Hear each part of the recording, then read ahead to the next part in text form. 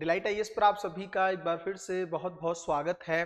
तो UPSC prelims examination 2025 का दिन अब ज्यादा दूर नहीं है।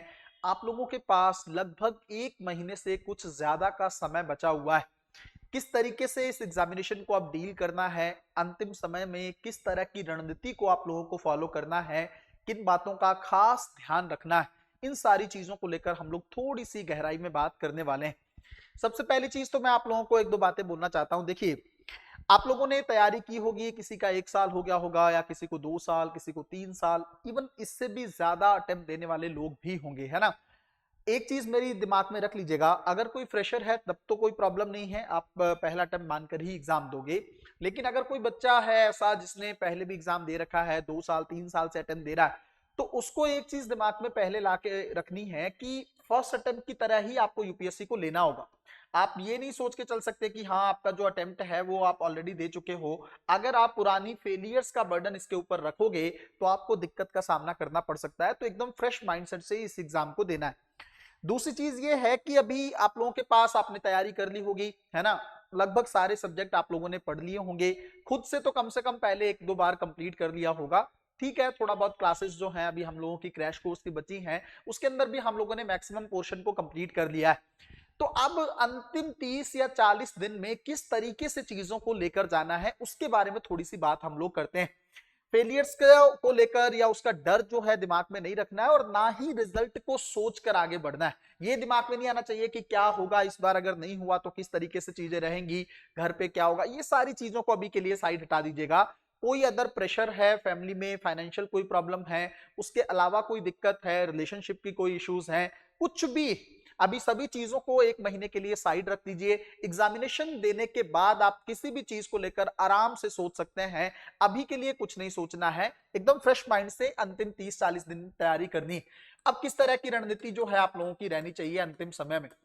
सबसे पहली चीज तो कई बार मैं बताता हूं, एक होता है प्लानिंग, एक तो होता है रणनीति, है ना। प्लानिंग का मतलब क्या है कि आपने कुछ प्लान किया, आप उसको इंप्लीमेंट करना चाहते हैं।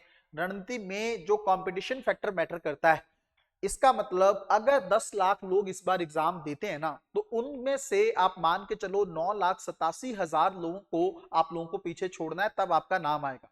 इसका मतलब बहुत सारे लोगों को हराना होगा आपको, तब जाके आप उस लिस्ट में आ पाएंगे। तो इस माइंडसेट से अंतिम समय में रणनीति को बनाना है।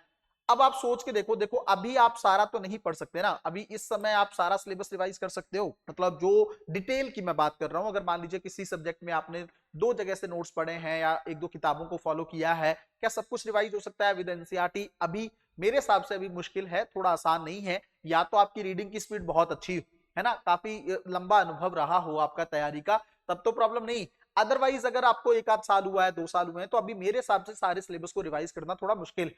अब इसका मतलब फिर किन चीजों को पढ़ने की जरूरत है? पहले तो 2 चीजों पे काम करिएगा। एक तो सब्जेक्ट निकाल लीजिए, कौन कौन से सब्जेक्ट पे ज्यादा सवाल आ रहे हैं, है ना। जैसे मान लो पॉलिटी है, इकोनॉमी है, इन्वायरमेंट प्लस ज्योग्राफी है ना। ये ऐसे सब्जेक्ट हैं जिनके ऊपर ज्यादा सवाल, इसके अंदर हिस्ट्री भी जोड़ लेंगे तो फिर तो पूरी कहानी होगी, है ना। तो इन्वायरमेंट ज्योग्राफी पहली प्रायोरिटी रहना चाहिए, दूसरा पॉलिटी, तीसरा इकोनॉमी। ये आपका पहला सेगमेंट, इसको अगर आप डील कर लेंगे तो आपकी तैयारी हो जाएगी। तो पहले तो सब्जेक्ट निकालो, है ना। कोशिश करो मैपिंग और आईआर भी इसके अंदर रखो, क्योंकि आईआर के अंदर भी कुछ 7 से 8 सवाल पिछले कुछ सालों में देखने को मिले।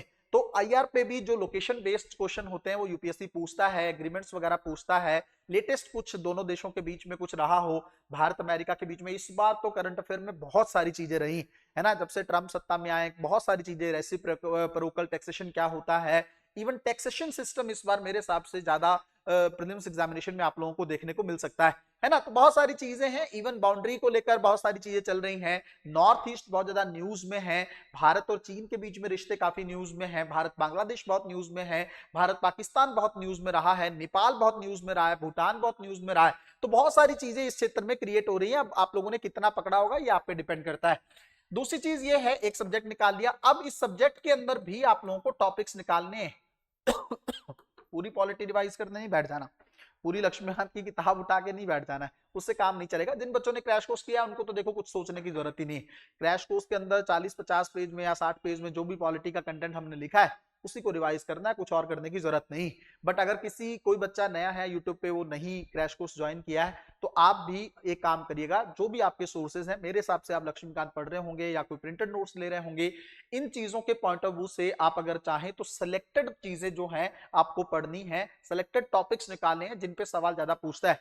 फॉर एग्जाम्पल राष्ट्रपति पे ज्यादा सवाल पूछे जाते हैं, है ना, ऐतिहासिक पृष्ठभूमि जो संविधान की है उसके ऊपर सवाल आप देख सकते हो, है ना, संसद जो है फिक्स ही है, सबसे ज्यादा सवाल अगर किसी टॉपिक से पूछा गया है तो वो संसद, सुप्रीम कोर्ट है, फिक्स ही आना ही आना है, फंडामेंटल राइट में से एक सवाल आना ही आना है, डीपीएसपी में से, फंडामेंटल ड्यूटीज में से, प्रस्तावना में से, टोटल मिला के देखोगे तो 10 से 15 चैप्टर है जिसके अंदर पूरा पॉलिटी का पेपर पूछा जाता है। ऐसे ही आपको इकोनॉमिक्स में निकालना है, कहां पे, जैसे मैंने आपको अभी टैक्सेशन की बात की कि इस बार ना टैक्स सिस्टम जो है बहुत ज्यादा न्यूज में रहा है टैरिफ के चलते ना, तो यूपीएससी ने कम से कम 2 सवाल तो मान के चलिए कि इस बार इकोनॉमी में टैक्सेशन से आने वाले हैं। मैंने क्रैश कोर्स में बहुत अच्छे से आपको करवा दिया है, किसको बोलते हैं, जो आपका डंपिंग, एंटी डंपिंग ड्यूटी वगैरह क्या होता है, इन्वर्टर ड्यूटी स्ट्रक्चर वगैरह क्या होता है, अभी रेसिप्रोकल टैक्सेशन की बातचीत हो रही है वो क्या है, करेंसी को या ट्रेड वॉर को लेकर क्या चीजें कहते हैं, हॉट करेंसी किसको बोला जाता है, ये सारी चीजें मैंने आपको टैक्सेशन में करा दी, जो कि ज्यादा न्यूज में रहने वाली चीजें है ना। इसी तरीके से इकोनॉमिक्स के अंदर टॉपिक निकालेंगे आप लोग, है ना। क्रैश कोर्स में मैंने इकोनॉमी बहुत अच्छे से आपको करवाया है। इस बार मुझे नहीं लगता है कि एक भी सवाल जो है क्रैश कोर्स में इकोनॉमी से बाहर रहने वाला, मतलब क्रैश कोर्स से बाहर नहीं रहेगा, उसी के अंदर चीजें आपको सारी देखने को मिल जाएंगी। इस तरह से आपको सब्जेक्ट के अंदर टॉपिक्स निकालने और कम से कम 4 सब्जेक्ट को अगले 20 से 22 दिन में बहुत अच्छे तरीके से कर लो, ताकि किसी भी तरीके से चीजें आपकी खराब ना हो। थोड़ा सा दिमाग लगाना है आईआर के पॉइंट ऑफ व्यू से, जैसे मैंने आपको लोकेशंस बताई है ना, कहा जैसे ग्रीनलैंड बहुत न्यूज में है, तो आपको ग्रीनलैंड की लोकेशन पता होना चाहिए, उसके आसपास के जो सी हैं उसके बारे में पता होना चाहिए। जैसे पनामा इस बार बहुत न्यूज में रहा है ना, अमेरिका कह रहा है कि मैं उसको कैप्चर करूंगा, तो पनामा से रिलेटेड चीजें आपको बहुत अच्छे से पता होनी चाहिए। मैं आप लोगों को जो हिंट दे रहा हूं पकड़ लीजिएगा, उसी में सवाल आपको देखने को मिलेंगे, ठीक है। इजराइल और जो हमास वाला सेगमेंट रहा है, ये क्षेत्र फिर से इस बार पूरा न्यूज में है। पूरा पश्चिम एशिया बहुत अच्छे से पढ़ के जाइएगा, इवन साउथ ईस्ट एशिया भी इस बार न्यूज में है, बीमस्टेक को लेकर अभी पीएम गए थे, वहां पे भी, क्योंकि ये पूरा क्षेत्र में ही दिक्कत है ना। म्यांमार की अगर आप पूरा देखेंगे तो वहां पे वो सिविल वॉर चल रहा है, बांग्लादेश के अंदर अस्थिरता देखने को मिल रही है, चीन इस क्षेत्र में बहुत एक्टिव है, चिकन नेक बहुत ज्यादा न्यूज में है, नॉर्थ ईस्ट भारत का बहुत ज्यादा न्यूज में है। ये चीजों को पकड़ना है, इसको बोलते हैं स्मार्ट प्रिपरेशन या स्मार्ट स्ट्रेटेजी, जो आपको सीधा सवाल दिला सकता है ना। जाते ही आपको ज्यादा मेहनत करने की जरूरत नहीं पड़ेगी, सीधा जाओगे सवाल कर लोगे, है ना। रिवर्स वाली सेगमेंट जो है वो आपके न्यूज में रहनी चाहिए। तीस्ता को लेकर अभी बात करके आए, तो हो सकता है तीस्ता को लेकर इस बार सवाल बन जाए। तो मेरा पॉइंट ये है, समझिएगा कितने आप अवेयर है, क्योंकि मैं तो वीडियोस डालता रहता हूं, आप उस वीडियो को देखते हैं नहीं देखते हैं या आपकी प्रॉब्लम है, फिर आपको दिक्कत करेगा। टॉपिक्स वहां से लेने हैं, पढ़ लेना है उसको डिटेल में। अभी तो जो वीडियोस आ रही हैं बहुत डिटेल में, मैं उसमें आपको मैपिंग भी दिखा रहा हूं, एडिटिंग हो रहा है, तो उसके अंदर सारी चीजें आपको दिखाई जा रही हैं, तो उसका बेनिफिट आप लोग ले सकते हैं, ठीक है। तो पहली चीज, इसके अंदर सब्जेक्ट डिसाइड करना है, फिर उसके अंदर टॉपिक्स डिसाइड करना है, टॉपिक्स को बार बार रिवाइज करना है, जो टॉपिक्स बार बार पूछे जा रहे हैं उनको बार बार पूछना है, मैपिंग को टॉप प्रायोरिटी पे रखना है, करंट के जो एग्रीमेंट्स हुए हैं उनको टॉप प्रायोरिटी पे रखना है, ज्योग्राफिकल लोकेशंस को ज्यादा ध्यान से देखना है। ये सारी चीजों पे काम करके आप अंत में बहुत अच्छे मार्क्स जो हैं जीएस एग्जामिनेशन में ले सकते हैं। और साथ में अंत में मैं ये कहना चाहूंगा, उसको लेकर मैंने स्ट्रेटेजी कल बताई है आप लोगों को, सीसेट को इग्नोर नहीं करना है। जीएस में तो मर पिट के आप शायद 80-90 नंबर ले जाओगे, लेकिन अगर सीसेट इग्नोर रह गया, वो अच्छे से डील नहीं कर पाए, तो फिर आप लोगों को शायद ही कोई बचा पाए एग्जामिनेशन हॉल में। मिलते हैं अगली वीडियो में, तब तक अपना ध्यान रखें, अपनी पढ़ाई को बहुत अच्छे तरीके से करते रहें।